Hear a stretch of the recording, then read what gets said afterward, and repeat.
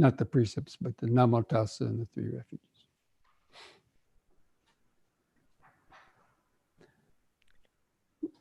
Namo Tassa Bhagavato Arahato Samma Sambuddhassa. Namo Tassa Bhagavato Arahato Samma Sambuddhassa. Namo Tassa Bhagavato Arahato Samma Sambuddhassa.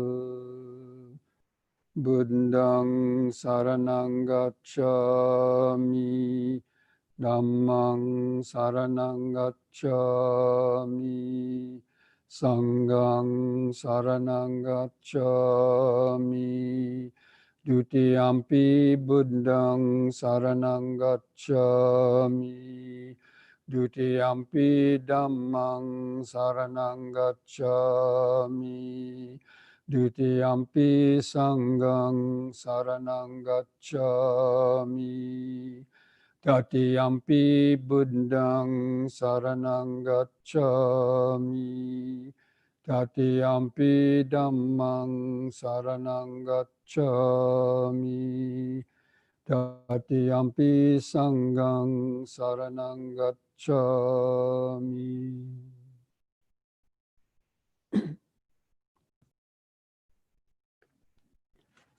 So friends, welcome to this Sunday afternoon Dhamma session. So this week we're continuing to look at the Dhammapada verses in the 4th chapter called The Flowers, chapter on analogy to flowers. And we're going to be looking at verses 47 and 48 first off, and then a few others if we have time.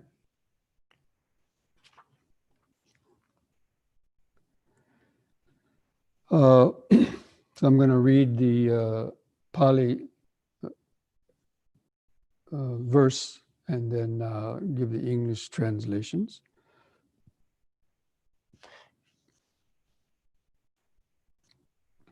Pupani heva panchinatam bayasatta manasam naram suttam gamam mahogova machu adaya gacchati. The translation of this is, the man who gathers the flowers of sensual pleasures, whose mind is distracted, carries off as a great flood sweeps away a sleeping village, or death carries away that person, carries him off as a flood sweeps away a sleeping village. So in this verse it says the man, but equal equality all around, right? It could be a woman also, right? Swept away by sensual passions.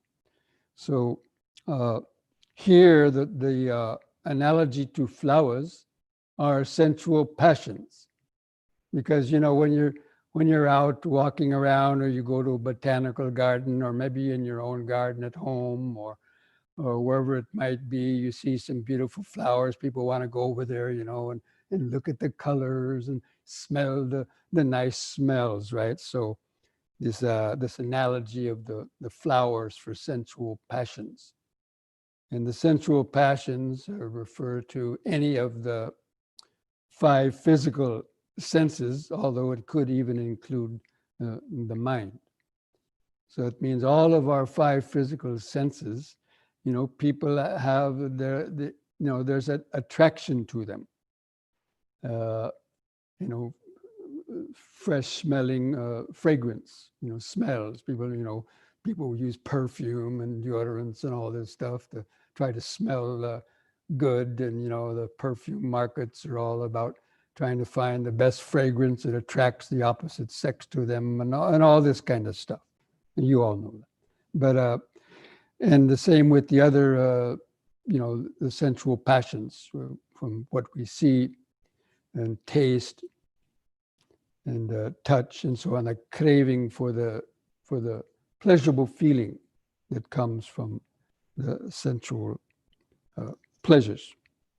And basically, most of people's lives are centered around that. So anyway, the person who gathers the flowers, that means they are purposely, they're kind of addicted to these things, and they go out of their way to try to get the most beautiful things to see or to smell or to taste, to touch, feel, and even to think about. So people have sensual fantasies, don't they?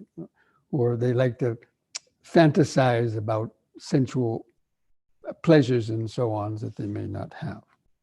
So death carries away as a great flood sweeps away a sleeping village. So you've all heard stories, right, of villages being swept away in great floods, especially villages that are up, at the base of a mountain where there's a lake or some other thing, and then the dam bursts and the whole village gets washed away. And we can see that even in floods in this country. So in the middle of the night, a flood comes down and can wash away a whole village. So in the same way, death carries away people whose minds are obsessed by sensual pleasures. Now that can mean a couple of things. One is that the indulgence in the sensual pleasure can actually cause your death, such as if you go and try to get sensual pleasure and with something that belongs to somebody else, then that could cause your death. Or, people go into dangerous places to smell, maybe you see a nice smelling flower on a mountain edge and you go over there to smell it, and then the mountain slips and you fall to your death. I mean, these are just kind of, gross examples, but still we can hear and read about these things happening to people quite often. But apart from that, it means that also we could die unexpectedly, and if the mind is still dominated by sensual pleasures, or at least anyway to some extent caught by them, then that will be a reason for determining where the mind might be born again. So this is just an analogy for that. But basically it means how easily our mind is always on the lookout for sensual pleasures, and that usually it's in the future, or the mind is planning and scheming, how is it going to get its next sensual pleasure? And so that takes us out of the present moment. It takes us out of our body in the present moment to planning and scheming and thinking about the sensual pleasures that we want to get. So I'm going to read the story connected with this verse. So it is said that there was a king in India at the time of the Buddha. One king, he got angry because somebody made a disparaging remark about him, and it probably was on some other, clan or some other opposing group for the king. Made some disparaging marks about this king. So this king got angry and went and killed a lot of people in that other village. And it was actually the kinsman of the Buddha himself.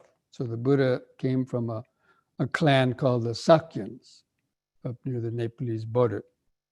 And so this evidently some people in the Sakya clan were making disparaging remarks about this king who was, belonged to some other group. And he came and killed him. by quite a lot of them. And then when the Buddha went back to his native village, actually this king, so he traveled to this village and killed a lot of people, and then went back to his own, kingdom. And on his way back, it says that he camped with his followers or soldiers on a riverbank. So, a large riverbank. So they stopped for the night to camp by the riverbank. This king who had just killed these other people. And that at night, an unexpected flood swept them all out to the sea. And then the Buddha came to hear about it. Some people came to the Buddha and said, "Oh, you know what happened to this king? That killed all your people in your native near Kapilavastu." And then hearing that the king had met his end because he was consumed by sensual pleasures, because he conquered the other village in order to steal their women or to take revenge on whatever. But anyway, so based on this event, the Buddha recited this verse. He remarked that the people come to ruin without accomplishing their objects. So, people have lots of plans, don't they, about their life and what they're going to do and so on, what they're hoping for. But, before that ever comes, that person can come to ruin, especially if they're consumed by sensual pleasures. They could, get killed in so many ways, indulging in various sensual pleasures, and the larger picture of their life, or what they perhaps wanted to achieve in life, gets ruined by this consumption by sensual pleasures. So, that's a very, the pull of sensual pleasures. Again, most of our karma is directly involved with trying to satisfy or obtain pleasurable feeling from the senses. So people will kill, lie, cheat, steal, rape, pillage, plunder, and so on, and then have to reap the result of all these unskillful karmic actions.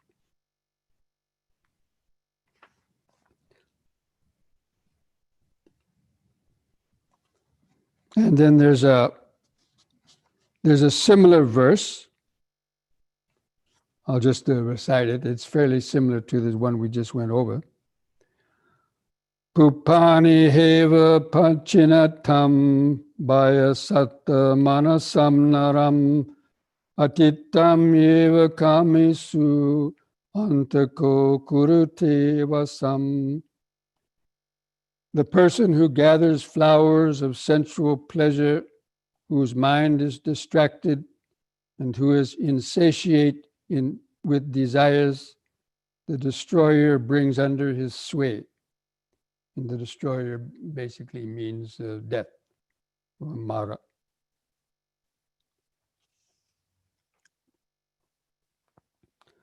And so basically it's the same meaning, it has the same meaning as the previous verse we recited. And I'll just read the story connected with this one.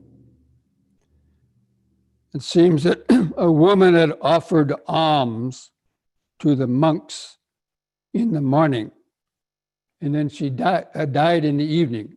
Doesn't say how she died, but of that same day. So in the morning, this woman had offered dana to the monks, and before the evening was out, this lady had died. And when this pathetic incident was reported to the Buddha, he spoke on the fleeting nature of life and added that people succumb to death with their minds still overwhelmed with desires. And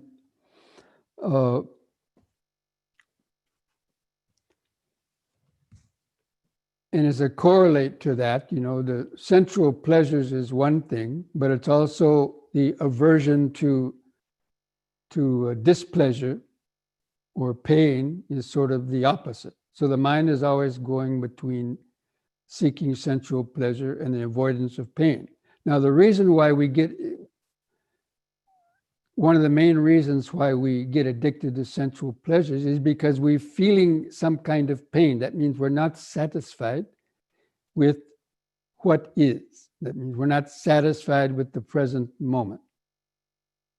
And that's painful. So like a person might get lonely, right? They're sitting around their house, and they're getting lonely. So that's painful. They have desire and craving for social interaction or for excitement, and they just have to sit down and they're not used to just being able to be content with the present moment and know how to get their pleasure from the piti and the sukha, which is an attribute of their inner mind, to be able to just sit and feel their body and be content with the present moment.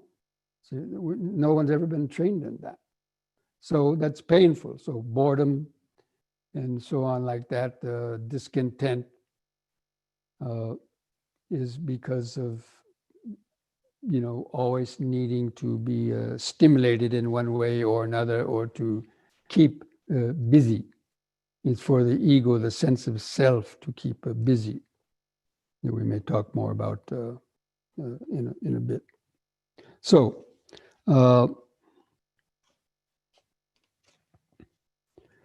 that's the main thing, is to really understand the nature of sensual pleasure and why people get addicted. It's because they've been disconnected from the present moment. That's what I've been in all of my, meditation teachings and so on. That is one of my recurring themes, that we've lost that connection with the present moment, which is this breathing body.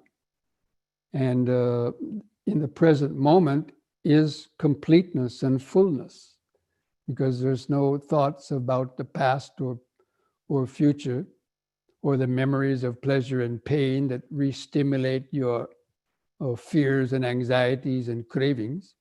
So when the mind is resting in the present moment, with a pleasurable object, of course, and the body is a very pleasurable object if we know how to feel it. And we can kind of, tune into the subtler vibrations of the body, you could be content, you could reach even the fourth jhana. Each one of those jhanas has bliss of the body connected with it, or especially the first two or so, which is just a present moment experience, and it's free, and it doesn't involve any danger, but we've never been taught that. But once you know how you're able to tune into that, the need for more sensual craving and desire gets less, because at any moment you can just sit and, contact that natural present moment awareness connected with the body that's always there.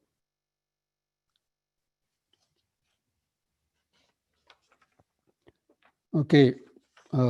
Again, if anybody is having any questions that come up based on these, what we're discussing, then you can write it down, in the chats.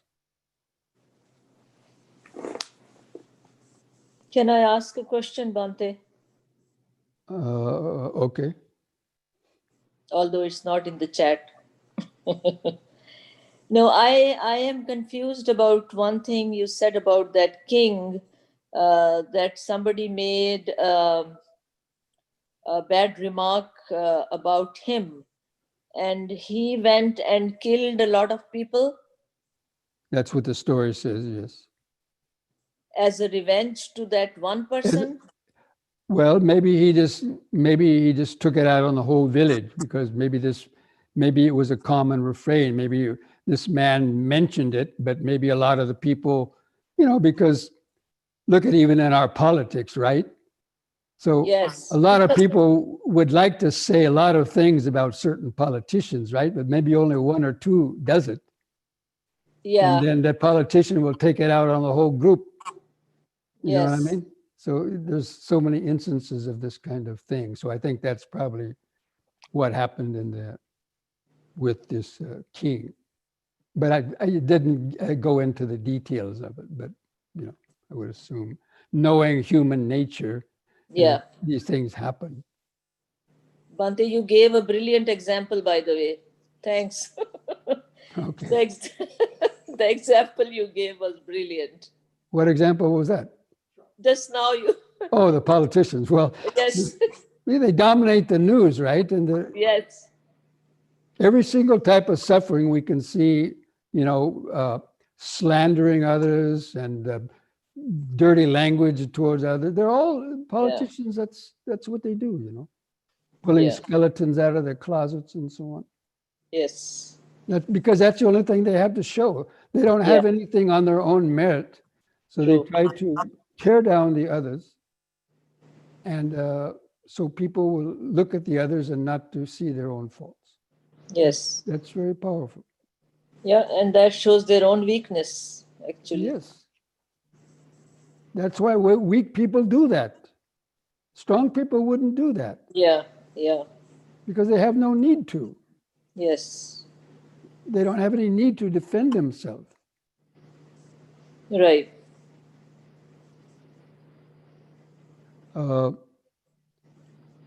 Okay, let's go on to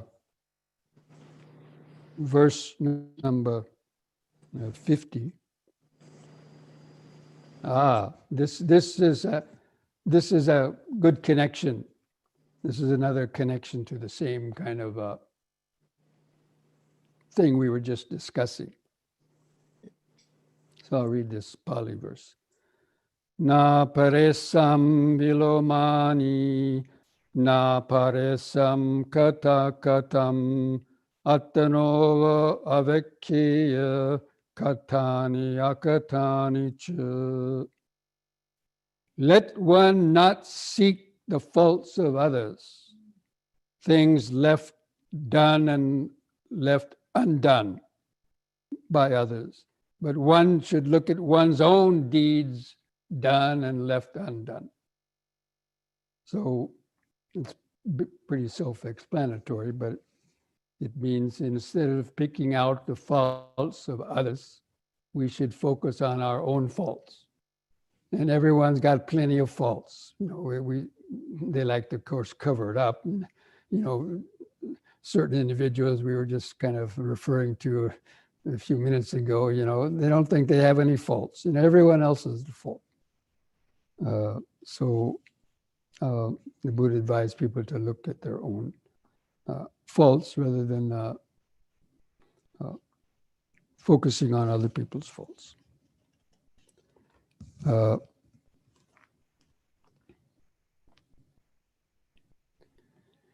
And the story about this is there was an ascetic, probably a rival of the Buddha. There was, a lot of different groups of mendicants and ascetic sadhus and so on. So one of these ascetics, and they had their own following. Some of these ascetics had their own followings, and male and female followers too. And it seems that this one ascetic had a female follower, and she heard about the Buddha, and she wanted, this guy, the Buddha, sounds pretty interesting. I want to go here and talk by him. And this ascetic got jealous and told her, no, you can't go. I don't want you to go hear the Buddha, because that the Buddha used to, if people hear Buddhas talk, they'll go and become followers of the Buddha. there's so many hundreds of sutras in which we've already recorded that happening. But anyway, this lay follower didn't obey that teacher's instructions, and she invited the Buddha to her house, for lunch. And then the Buddha, gave a Dhamma talk to her after lunch, was the custom. And then that ascetic, must have heard about it. Somebody might have been telling, oh yeah, that female disciple has invited Buddha for lunch. He's giving him a Dhamma. So he got furious, and he went to the house, and he barged into the house, and while the Buddha was giving this Dhamma talk, and abused her and the Buddha. Doesn't say how, but probably just calling them a bunch of names. And then this woman got perturbed. She got upset at this sudden outburst by her, supposed teacher, and outburst at the Buddha. And so the Buddha then recited this verse, because this woman got angry at her teacher, who was angry. This teacher was angry at her and the Buddha, and then she got angry at the teacher for being angry, for wanting to listen to the Buddha. So the Buddha advised her not to seek out the faults of her teacher.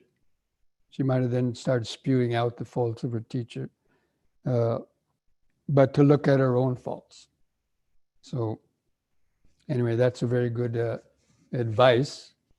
And that's an aspect of mindfulness, So whenever we're about to talk about others, we should always check, am I free from these same kind of things, And if we see that we're not totally free from similar types of qualities, then we shouldn't talk about the faults of others. Because again, there's a lot of ego involved beyond that. You're trying to protect your self-image, and then trying to tear somebody else down. And usually it's because of some, sensual pleasure. So, the same politicians we were talking about, that's all they do. They don't have any merits of their own, and they just tell, the faults and the doings of the others. And it's all based on the ego wanting to, win, usually, or to get something out of it. So,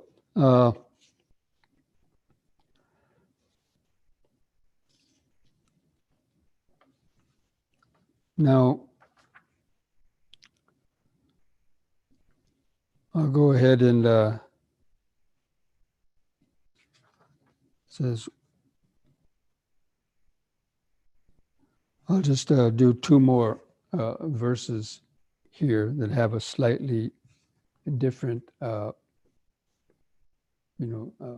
meaning.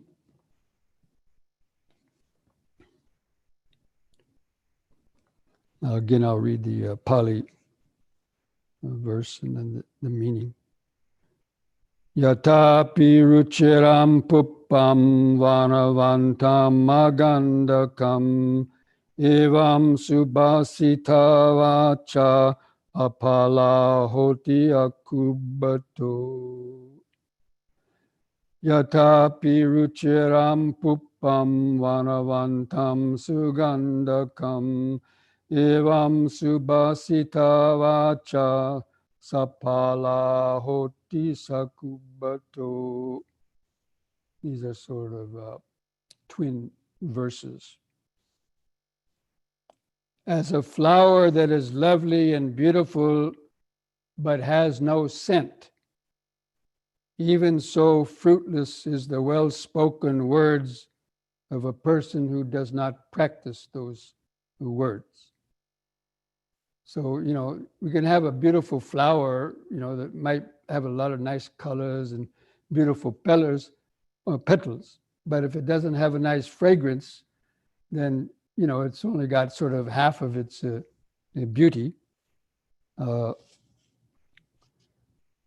And so, a person can, and there's plenty of people like that, who might be able to recite beautiful passages from so much poetry or religious verses, and even the Dhamma or the Psalms, or whatever religion they follow. But then in their actual life, they're not following those teachings. If it says turn the other cheek, and then you keep on, beating and taking revenge on people that do anything to you, so you're not, following that kind of teaching, for example. Okay. So, and then the opposite is a flower that is lovely, beautiful, and scent-laden. Even so fruitful is the well-spoken words of one who actually practices it. So that's, like a beautiful looking flower that also has a very nice fragrance. Because, a flower, it might be beautiful, right? But you get up to it. But what usually lingers people is the scent, right? It's the scent that attracts them. The color, the flower itself might attract them a little bit, but when they get that scent, then they want to, stay around the flower longer. Otherwise, they may go to look at the flower. Oh, yeah, that's beautiful and nice, But if it doesn't have a fragrance, then they don't stay attracted to the flower. So in the same way, people might go and listen to all these flowery statements of whoever it may be, religious people, politicians, and others. But, and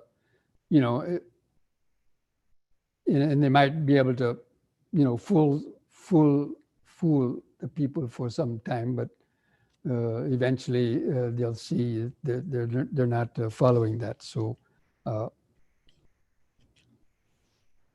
okay, so those verses,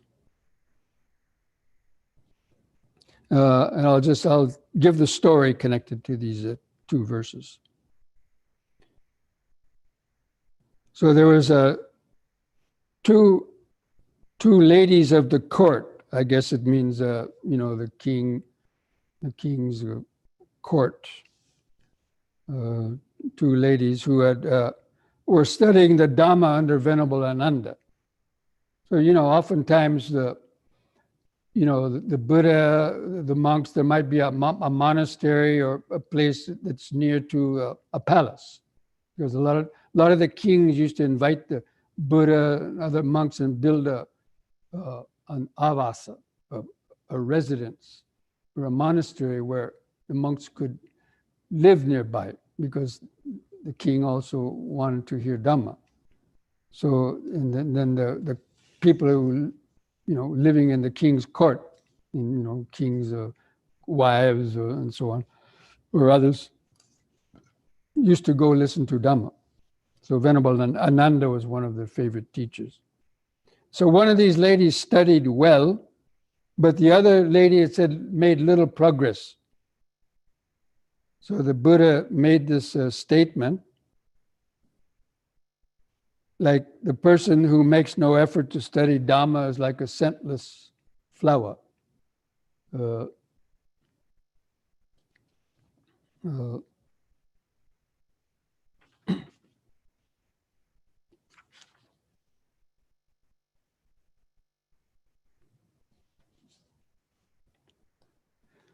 So anyway, having gone over those 5 verses now, let's see if there's any questions that any of you might have.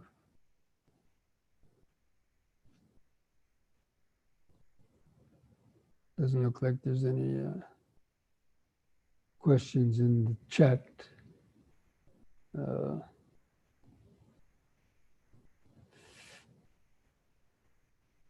So if there's no questions in the chat, if anybody has a...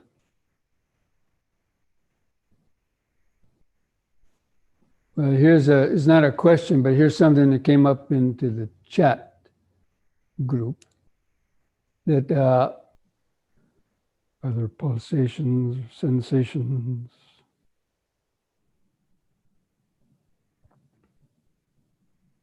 Even feeling where the clothing touches the skin on different places.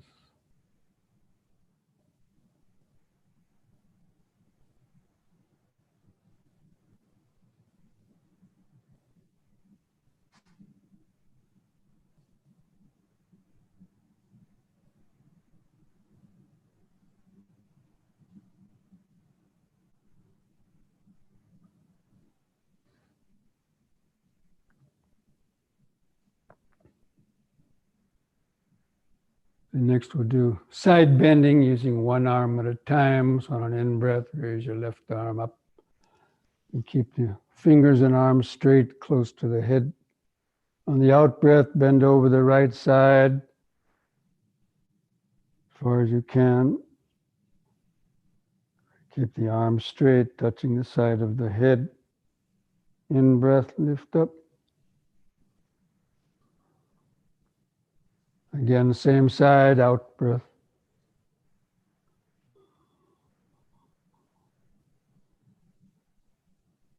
In-breath. Out.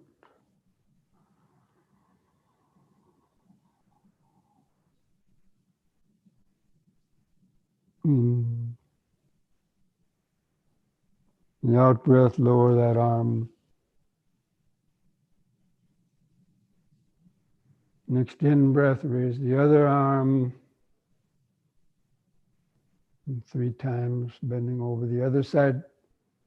Out-breath.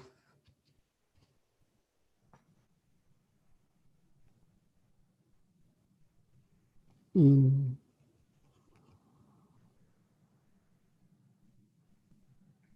Out.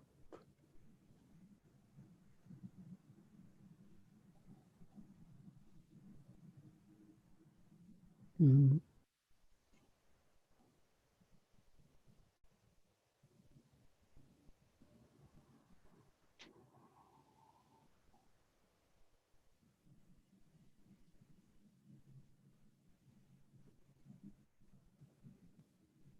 The out-breath, lower that arm.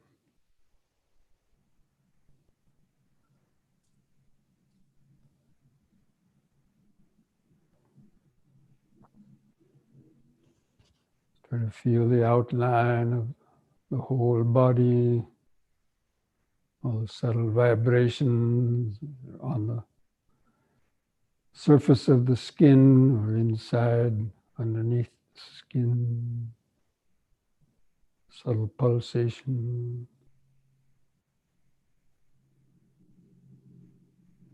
Just remember standing, standing,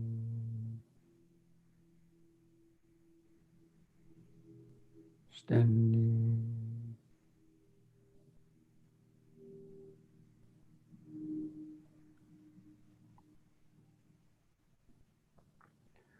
Okay, now spread the feet apart, legs and feet. Wider the better, at least 3 feet. We do twisting from side to side, holding the arms out. Breathe in. And look at your right hand on the out breath, twist around to the right. Keep your eyes focused on the hand going back.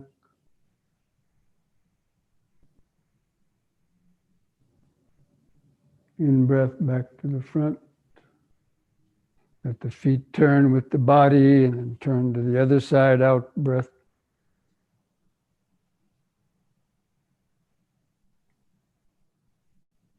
In breath, front. Just continue that 2 more times, each side.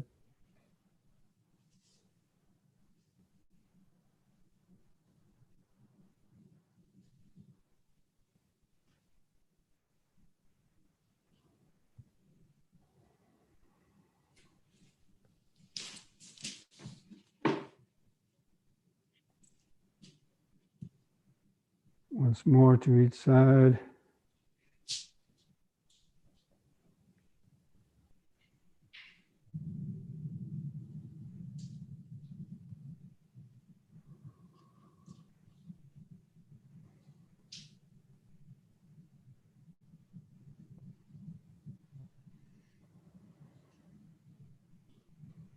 relax. Feel the sensations in the shoulders. Or just any other sensations.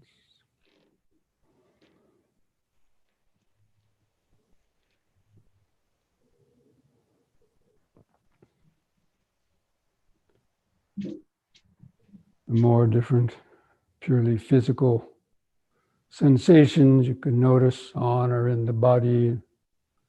Helps to keep the mind grounded in the present moment,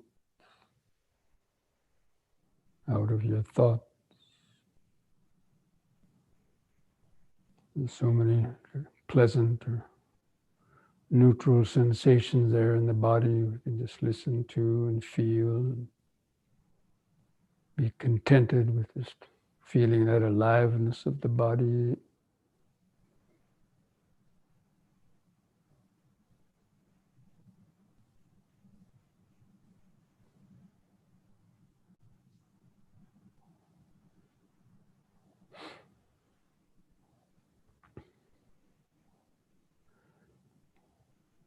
Okay, now bring the feet back together.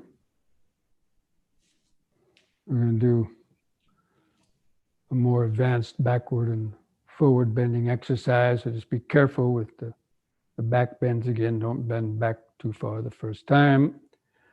You keep the palms kind of out in the front. And on an in breath, you make a gradual opening with the arms as you breathe in and start to bend back. And bring the arms out to the sides. Look up at the ceiling. On the in breath, lift up. And on an out breath, lower the hands down toward the floor. If you can touch the floor with the hands, that's good.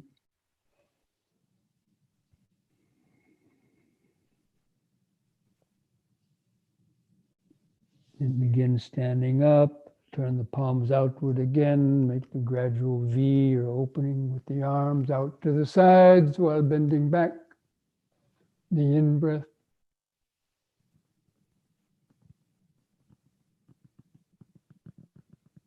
And lift up. On the out breath, hands down to the floor.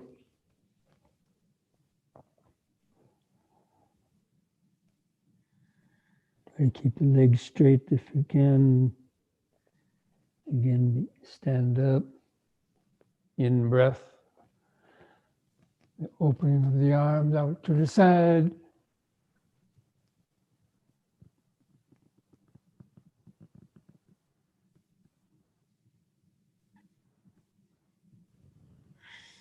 In breath, lift up. Out breath.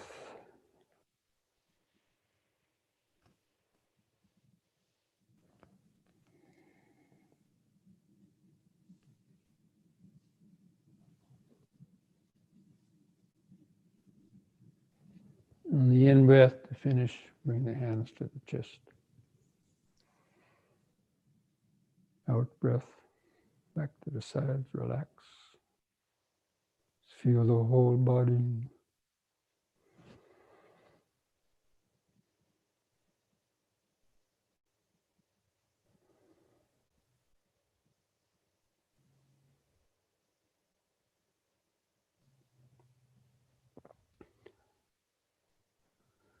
Good. One last exercise, the head turning from right to left. On an in breath, turn your head to the right. Try to look over your right shoulder.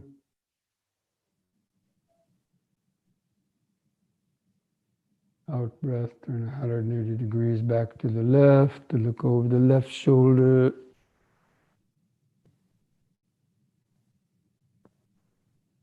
In breath back to the right. Concentrate into the neck vertebrae. And imagine, feel them loosening up. Out breath left.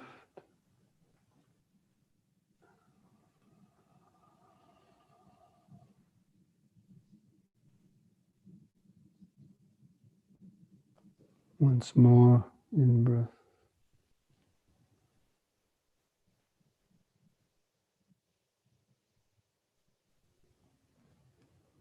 Out.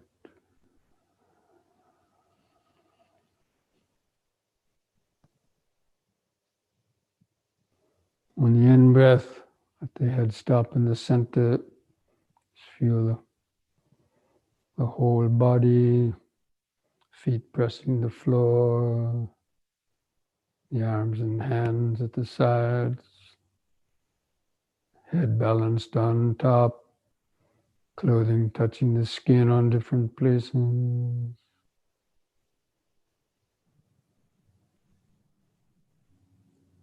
Present moment of the body exactly as it is, here and now.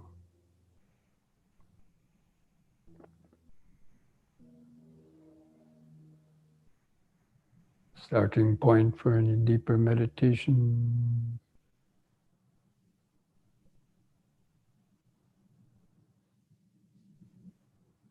Standing, standing,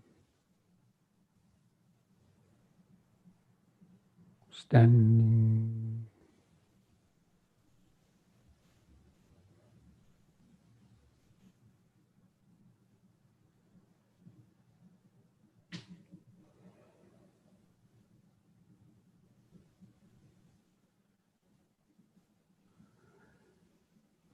Okay. Come back to our seats, get ready for the sitting meditation.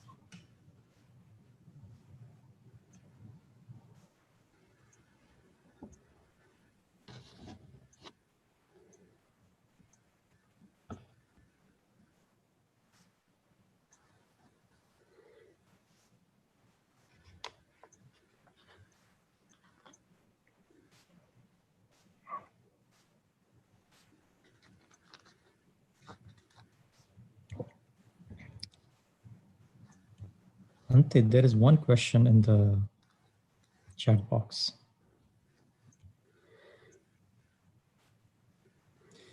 So you have to scroll up.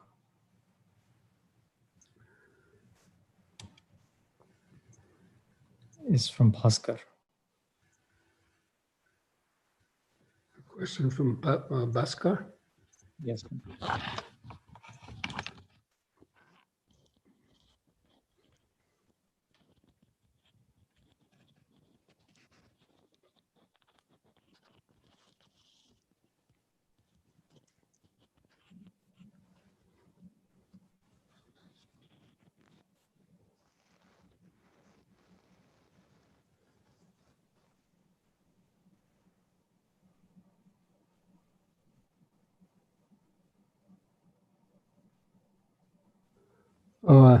Before we get to that, I see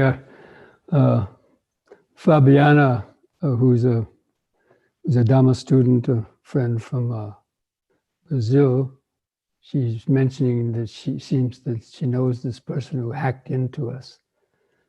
Somebody looks like they're a believer in God. That's good.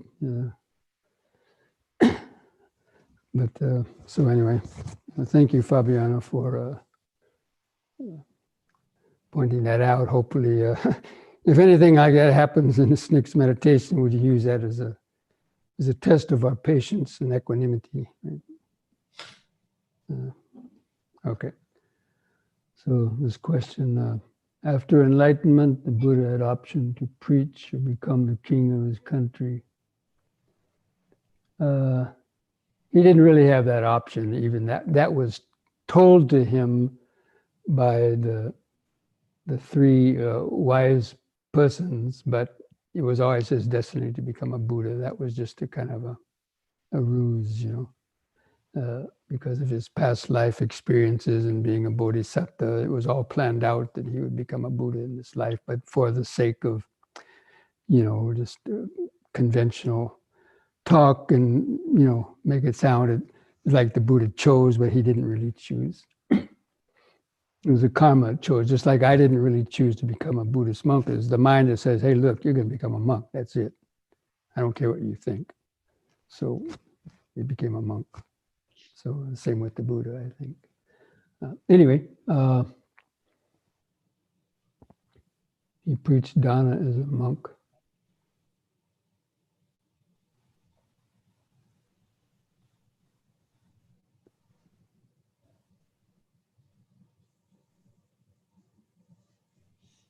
Well, it's true. Now, if the Buddha had become, he wouldn't have become just an ordinary king. He would have been a righteous, wheel-turning monarch, a Dharma Raja. So it's not that the Buddha had a choice to become a king or a monk, not an ordinary king. The wise men said he would become a righteous Dharma king, a wheel-turning monarch. So, yeah, and so, he would have been like his father was King Ashoka. Later on, several hundred years later, he became a Dharma Raja, and, he propagated Buddhism and so on. So, yeah, but the Buddha, he said the greatest king, being king of a certain part of India, okay, you do good only in your certain area, but look at the Buddha. He became a king of the Dhamma, and it's all over the world. All these other kings that live in various countries, they're all forgotten about in the history books, and they only do work within their own kingdom. But look at Buddhism is spread around the whole world, and we're all benefiting from that. So his decision, not the decision, but yeah, his becoming a Buddha, was he was a king of Dhamma. He was a king, but king of Dhamma. So that's greater than, becoming a king of just land, or ruling over people. So, because the kings have to force people to obey his things. Otherwise, they get threat of execution and other punishments. Whereas the Dhamma, accepting the Dhamma comes from within each person. Okay, let's go ahead and have our meditation now.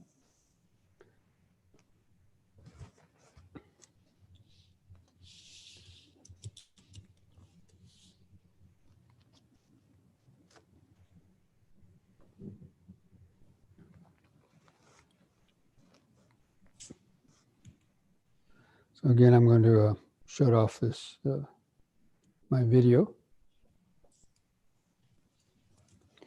Okay, just try to sit straight, keeping the head and spine in a straight line.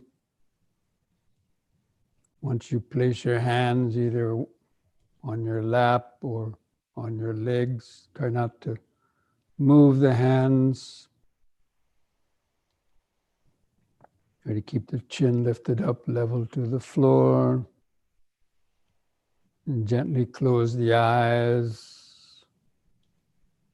And first of all, just feel the weight of the body pressing the seat. Feel where the buttocks press the seat. Feel that contact, the sensations. Try to feel the left and the right buttocks.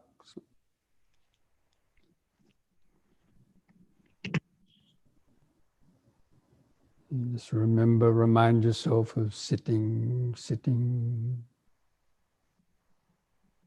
Then mentally feel the legs, kind of move the attention down the legs past the knee, into the lower leg, and down into the feet, to feel the heels, and the arches and toes of the feet. Try to feel those subtle little sensations on the feet, the socks touching the skin of the feet, or sensations inside the feet, pulsations, prickling sensations. And just remember sitting.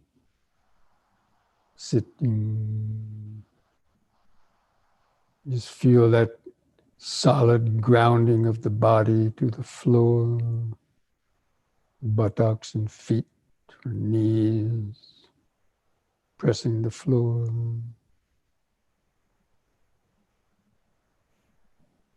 And now move the attention up to feel your hands and fingers, where they touch together, where they touch your legs.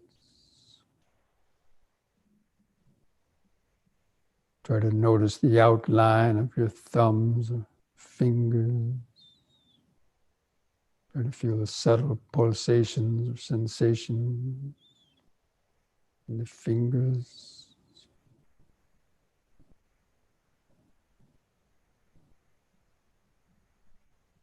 Just remember sitting.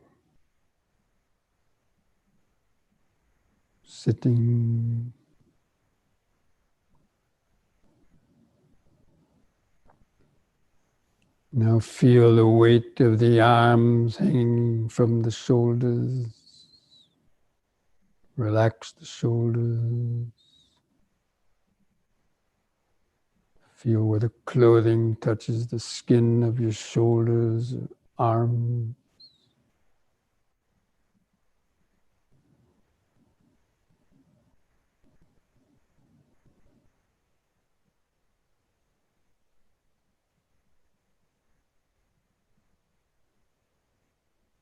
And feel the straightness of the back and spine. And feel the head balanced on top of the neck. You're aware of the chin. Try to keep the chin up level with the floor. Just mentally feel that alert posture.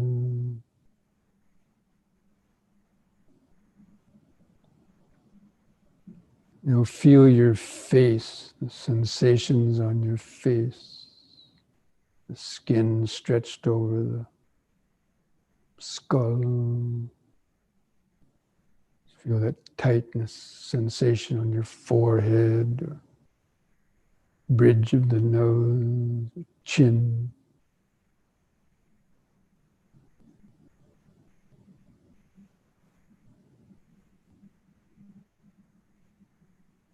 So many little subtle sensations on the face.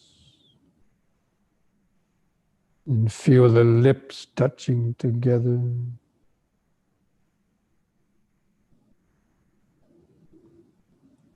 Lots of sensations in the lips.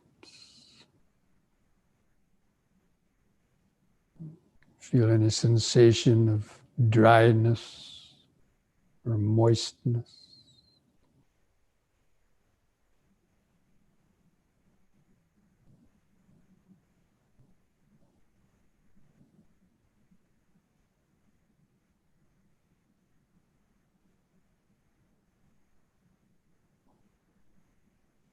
And feel the tongue laying in the mouth where it might touch some teeth. Feel the raw sensation.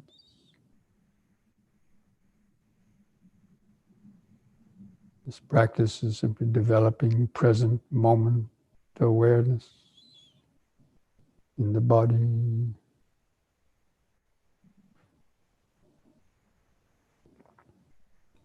Be aware of any urge to want to swallow.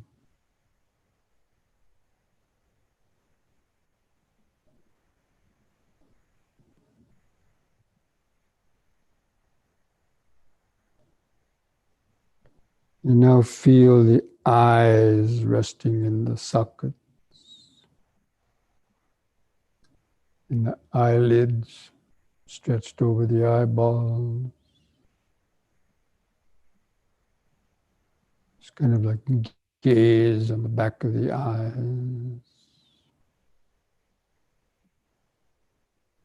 might see some color or patterns or an image or light or just darkness. Feel any subtle eye movement, the blood pulsing in the capillaries of the eyes or eyelids. Relax the eyes. There's a lot of greed to see. The desire to see is one of our strongest senses. We always want to look at nice objects. It's that sensual desire.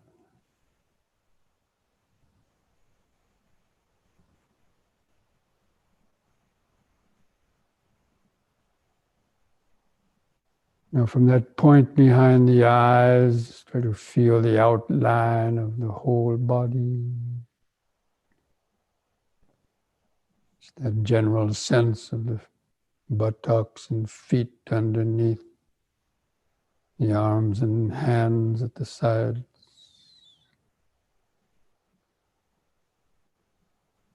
The clothing touching the skin on different places. The head balanced on top. All of those different sensations create the mosaic of a sitting body, which is a perception in the consciousness.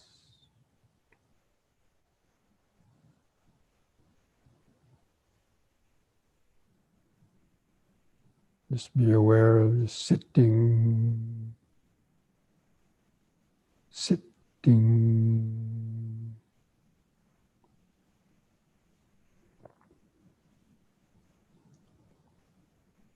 Now begin some deep, slow breathing to help ground and center the attention in the body. Try to do some 3-part breathing if you know it. Expanding the abdomen, rib cage, and upper chest, holding the air in the lungs, 2, 3, or 4 seconds, and then feel the relaxing contraction of the out breath. Helps to oxygenate the blood, activate the cells of the body so you have more feeling, sensation, better circulation.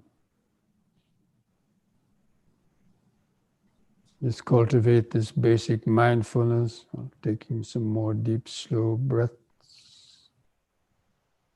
Just breathing in, letting go of the past and future. Hold the breath a few seconds. Breathing out, sitting here and now. Breathing in, letting go of the past and future.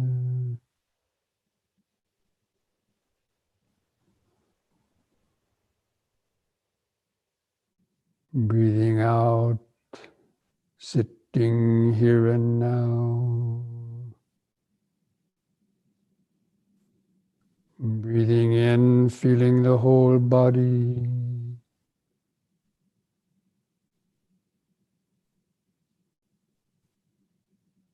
Breathing out, feeling the whole body.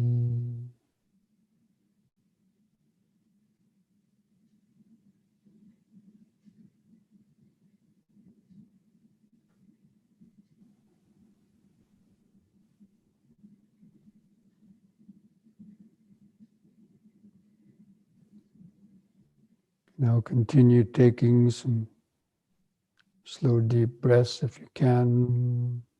We're going to count the breaths from 1 to 10 to develop a better concentration. Just keep the attention focused on the expanding and contracting sensations. With the next expanding in breath, mentally count 1. Hold the breath in a couple of seconds. Feel the pause and the out breath. Contracting out breath, count 1. Feel the last bit of air go out of the lung. And the next expanding in breath, 2.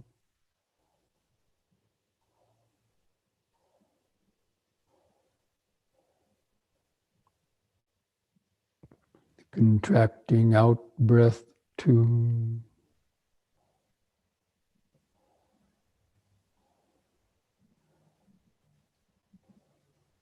In breath, 3.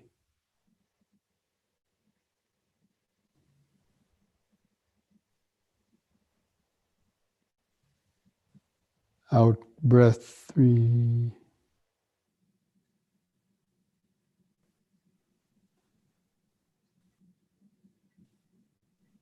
In breath, 4.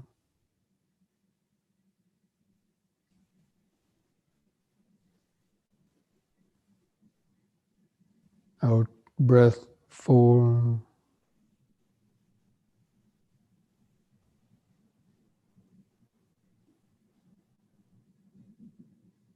In breath, 5.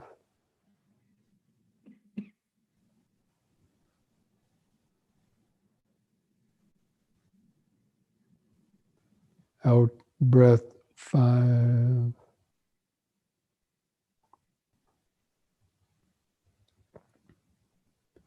In breath, 6.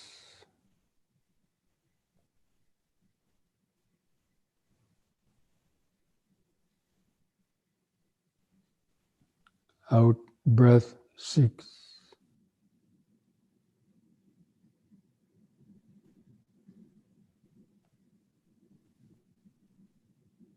In breath, 7.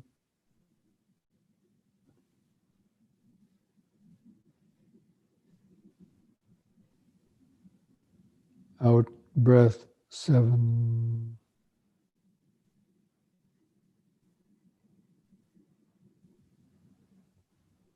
In breath, 8.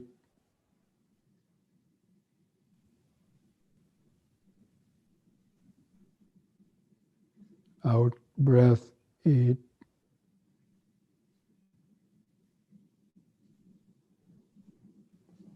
In breath, 9.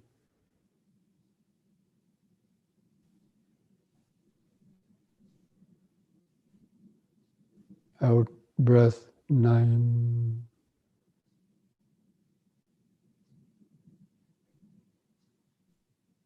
In breath, 10.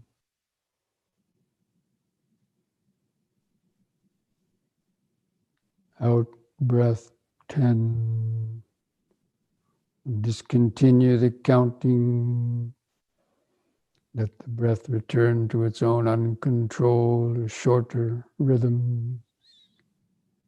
But continue to feel it. Try to feel the subtler sensations of the clothing rubbing against the skin of the stomach or rib cage or chest. during the breathing process. Just knowing when the breath is coming in and knowing when the breath is going out. You know it by feeling it.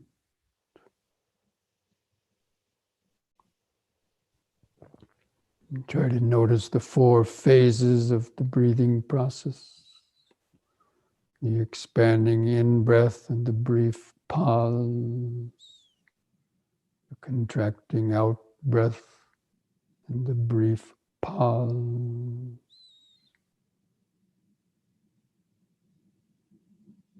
We're just in, sitting, out, sitting. Just make that the object of your applied and sustained thought. Just remembering the present moment. In, sitting, out, sitting. It's the ongoing, continuous connection to the present moment awareness. This breathing body is the natural connection to the present moment awareness.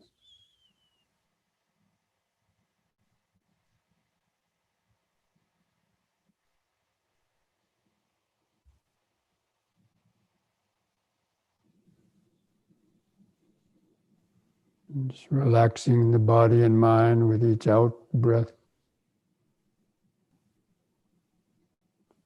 With each out breath, just relaxing the physical body, any tension,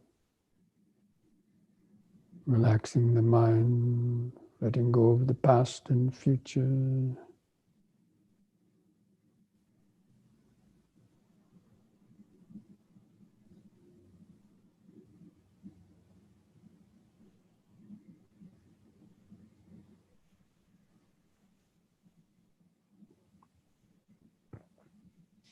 And try to notice how each breath is different.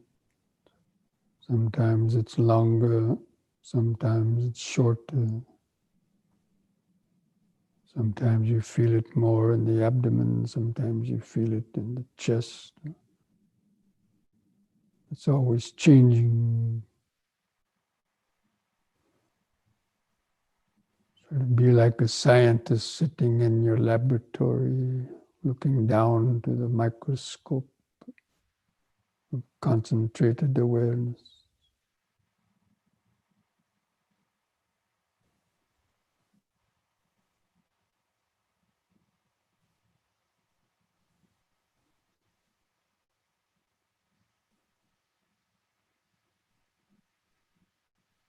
Even while feeling that breathing process expanding and contracting, you might notice feel the heart beating. Because the breathing and the heart beating are intimately connected.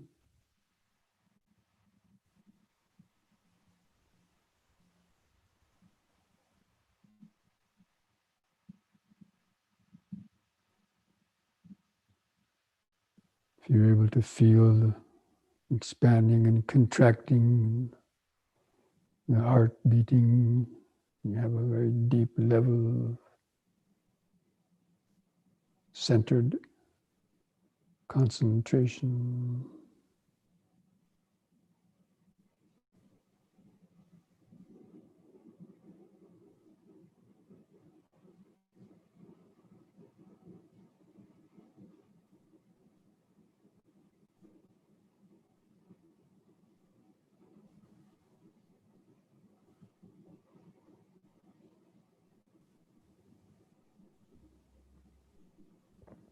But at the same time, be alert for thoughts trying to sneak up and steal your mind away. Just let the stream of thoughts come and go in the back of the mind, keeping the sensations of breathing body in the front of the awareness. In sitting, out sitting, breath by breath, moment by moment.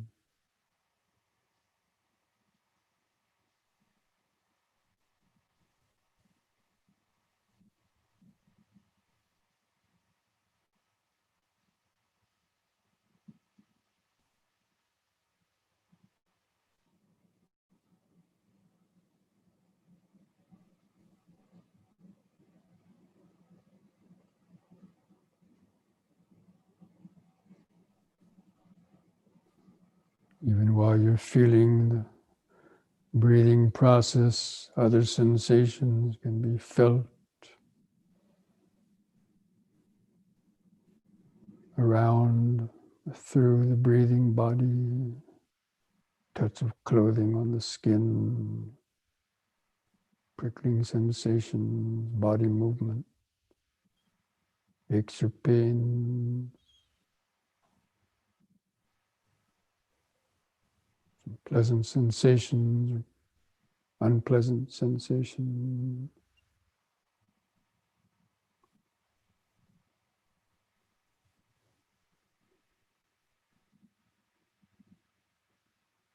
Those are all part of the life process of this body.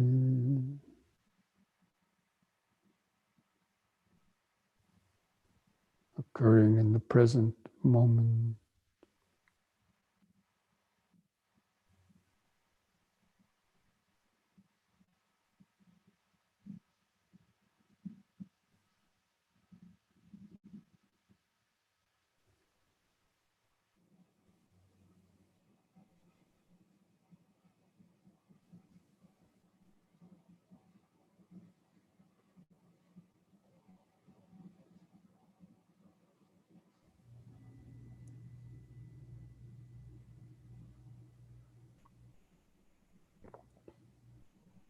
If you get caught up in thinking, recognize it as thinking. Let go of the thought. Coming back to reconnect the breathing body. Back to in, sitting. Out, sitting. If you have too many thoughts, you can do some more deep, slow breathing to help stay more connected to the body, focus.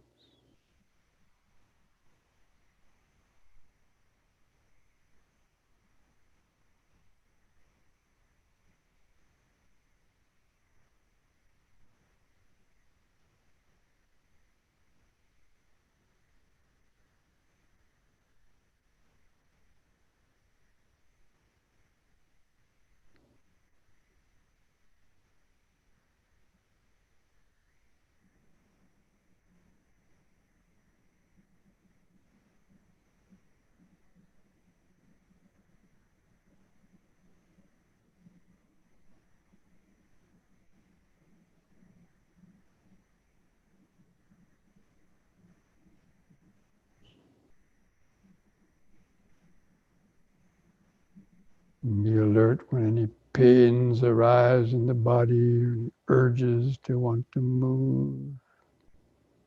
Just be aware of urging, or wanting. Just relax around those sensations. See how they're always in a state of change.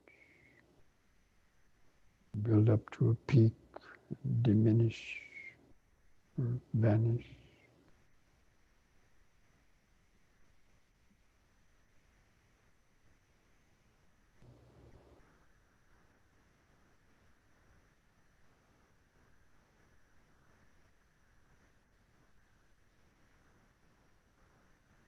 If the mind gets caught up in any of the hindering thoughts of sense desire, or ill will, or doubts, just notice those, apply the appropriate antidote,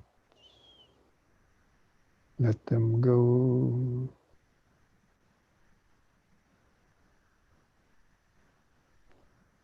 Just maintaining contact with the breathing.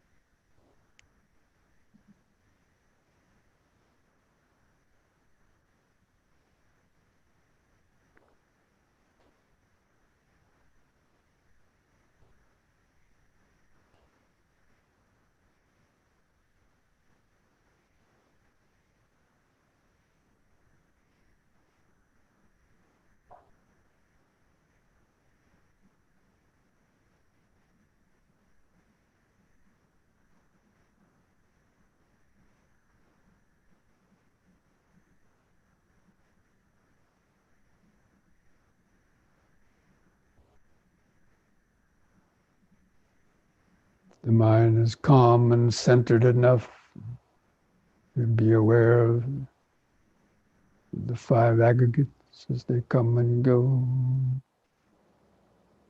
being able to recognize this is material form, this is feeling, this is perception, volitional activity, the consciousness, the thought of I, me, or mine.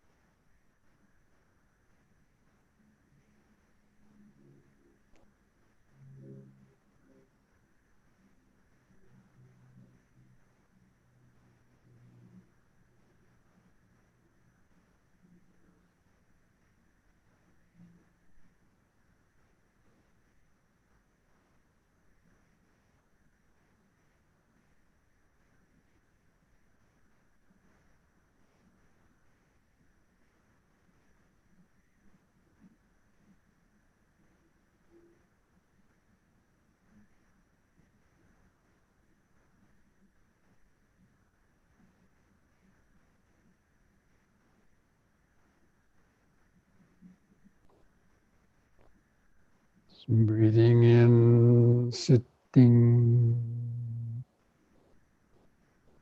breathing out, sitting, sensations come and go, thoughts come and go, perceptions come and go, urges come and go, sounds come and go, pleasure and pain come and go. These are all just the constant stream of change and flux and permanence of the five aggregates through this body and mind.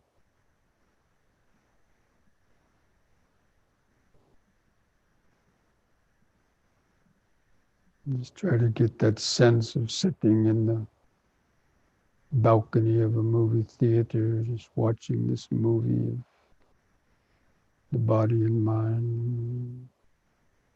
This body sitting and breathing, its various aches or pains, the mind tripping out with all kinds of thoughts,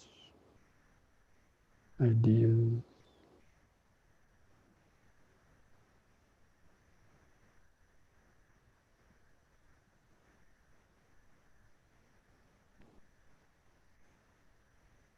Desires, aversion.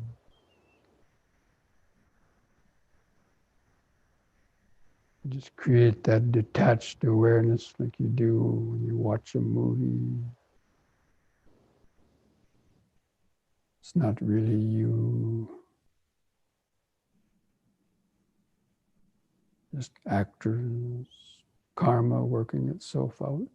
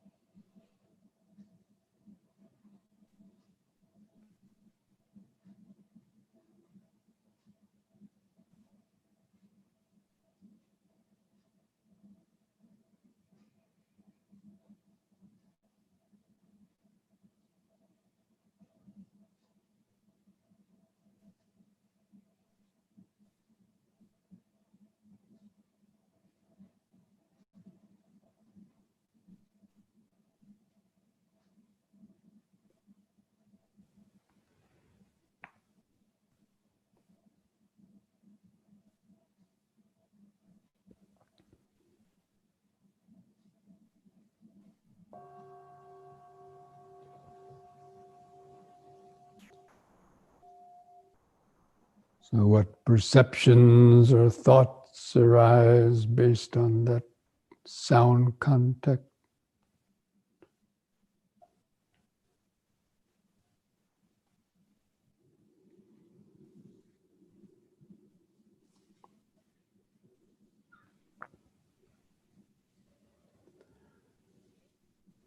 Sabbi sankhara anicchati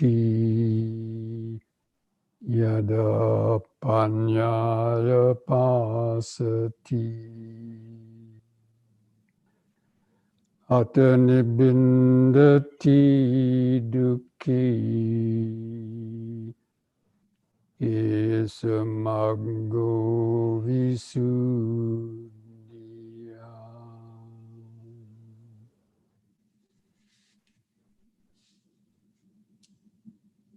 All conditioned things, the five aggregates of this body, mind, and world are impermanent. They arise only to change and vanish away. Having understood this with the eye of wisdom, one becomes disenchanted with suffering. This is the path to purity, to freedom. And thus spoke the Buddha.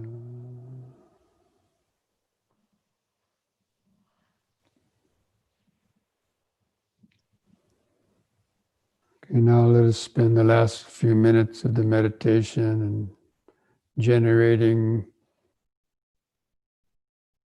thought and body sensations of metta, combining it with deep, slow breathing. So let's try to do some deep, slow breathing again, really filling up the lungs, holding the air in for several seconds to feel that subtle oxygenation sensations of the blood, cellular activation, and feel the relaxing contractions of the out breath. As you're breathing in and holding in the breath, just imagine that as sending metta out to your body and mind, oxygenating the blood, that vital life force going out to charge up all the cells of the nervous system, tranquilizing any agitation, feeling the relaxation on the out breath. So just the fact of doing deep, slow breathing is like sending metta to your own body and mind. Calms the body and calms the mind. As well, cultivating these thoughts. May I be well, peaceful, and wise. May I be free from excessive attachment and greed, worry, fear, anxiety, anger or hatred. May I be free from the pains and sorrows of body and mind brought about by such unskillful thought, speech, and action. May I have the patience, strength, mindfulness, and wisdom to meet and overcome all difficulties in life. May I continue to deepen my understanding of the Dhamma in the practice of meditation to help free the mind from confusion and suffering. May I be well, peaceful, and wise. Now continue to take some deep, slow breaths if you can, and with each out breath, imagine sending these waves of metta vibration to your family members and friends, relatives, colleagues that you work with, people that you see every day. Just thinking, may all of them be well, peaceful, and wise, free from greed, hatred, fear, and ignorance, free from worry, fear, anxiety. May all of them have the patience, strength, mindfulness, and wisdom to meet and overcome all difficulties in life. If they haven't already, may they also have the opportunity to hear the Dhamma and practice meditation to help free their minds from confusion and suffering. May they be well, peaceful, and wise. Now, in a more general sense, again, continue with the deep breathing if you can, but with each out-breath, imagine these waves of metta vibrations, these thought vibrations of calmness, peacefulness, wisdom, going outward across the countryside to the towns and cities. Send some extra metta vibrations to the Washington area, especially during this time of the inauguration. Create more peaceful vibrations. There's no ugly or violent activities. Anyway, just keep radiating these waves of metta, especially on the out breath. Just waves of metta vibrations going further and further outward, across the whole country, across the oceans, to envelop the whole world.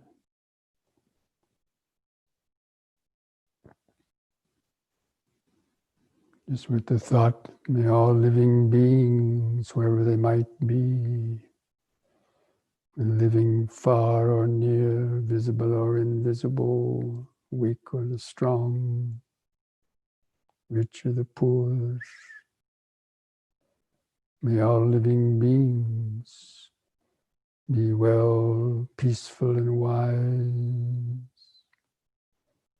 May all beings have the patience, strength, mindfulness, and wisdom to meet and overcome all difficulties in life.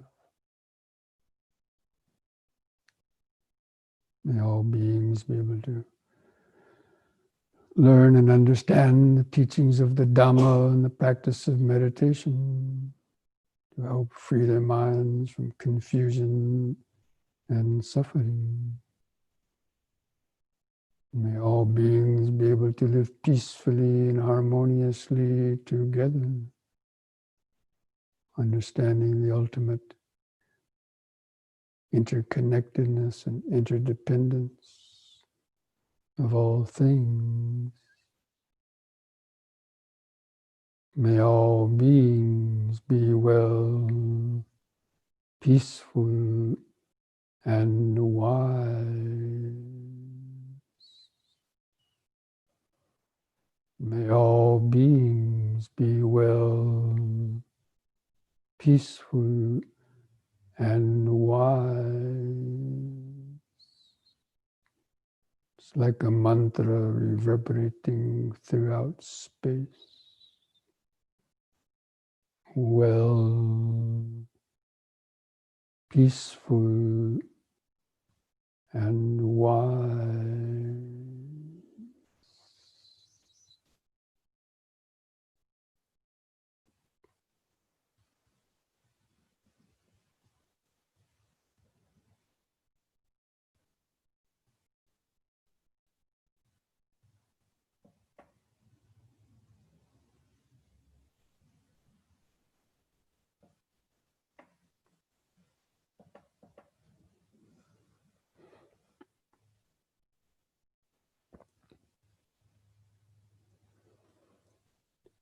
Now to finish, I invite you to join in chanting the word sadhu 3 times, slowly with the out breath. Place the hands together at the chest if you like. And take a deep breath with the chanting on a long out breath.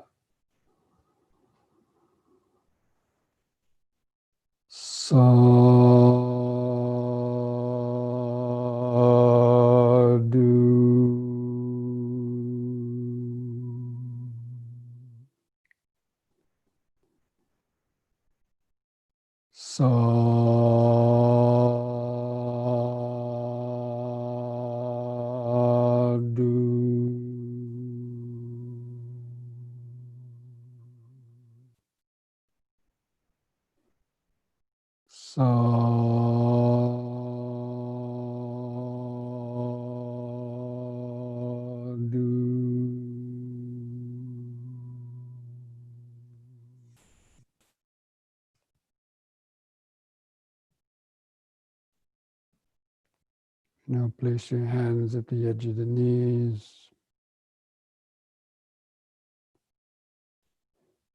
And on another in-breath, stretch the head back and pull the hands against the knees to stretch, arch the spine.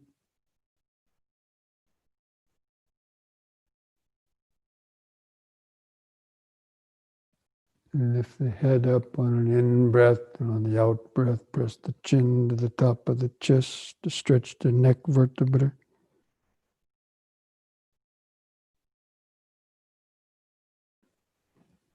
And lift the chin up level on an in-breath. And relax on the out-breath. Put a smile on your face.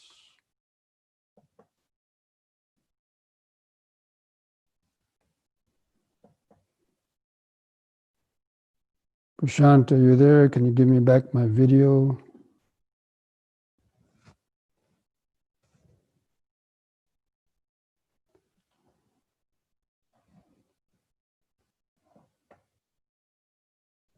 So friends, I hope you all had a peaceful meditation. And sorry about the temporary interference we had. But, that's all part of the practice. Anything can happen at any time, at any place.